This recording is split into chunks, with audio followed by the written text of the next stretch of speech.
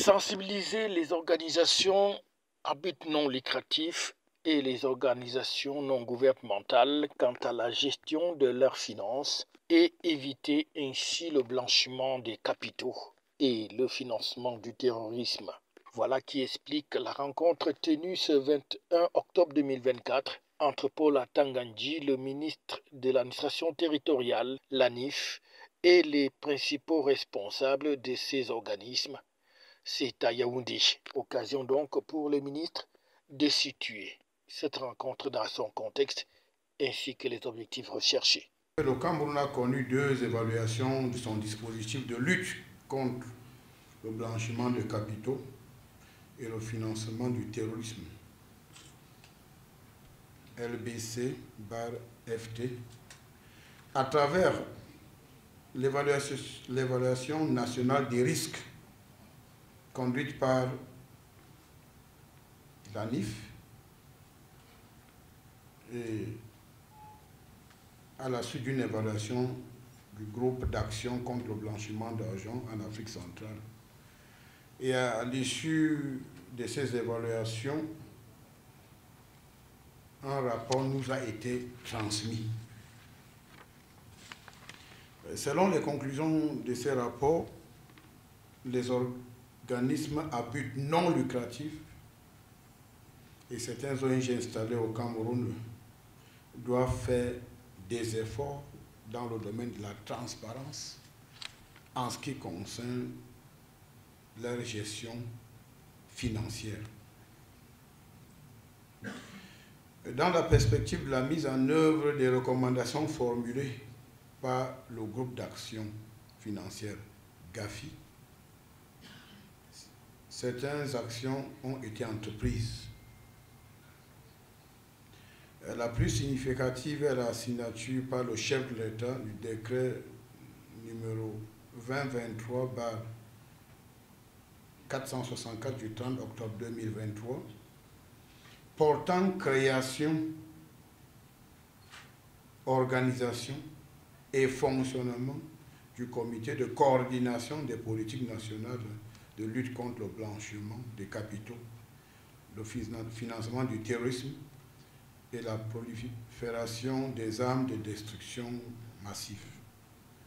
Cette instance, présidée par le ministre des Finances, a entrepris entre autres pour mission d'élaborer et de coordonner au niveau national les politiques et les activités visant à lutter contre le blanchiment des capitaux, le financement du terrorisme et la prolifération des armes. La traçabilité dans les finances, leur provenance, leur gestion, voilà donc autant d'intérêts pour le gouvernement à travers le MINAT qui indique par ailleurs que la loi fixe les règles et les conditions dans lesquelles ces organismes doivent être financés au risque de se trouver face à la dureté de la loi. Il est important de réitérer vos obligations vis-à-vis de l'État. Il s'agit notamment, la production à tout moment des informations sur l'objet et la finalité de vos activités.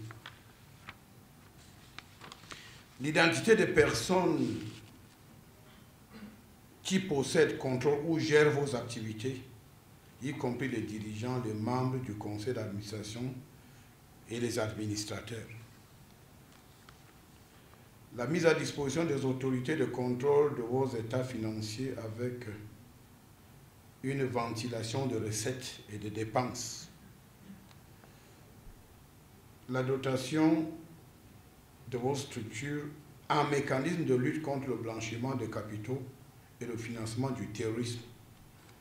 La dotation de vos structures en mécanisme de contrôle propre visant à garantir que les fonds dûment comptabilisés et utilisés sont conformément, n'est-ce pas, à l'objet et la finalité de vos activités déclarées. La conservation pendant 10 ans et la tenue à la disposition des autorités de relevés de vos opérations. Être des partenaires, ce que j'ai dit, nous sommes des partenaires. Voilà pourquoi il est important pour nous de recevoir vos documents.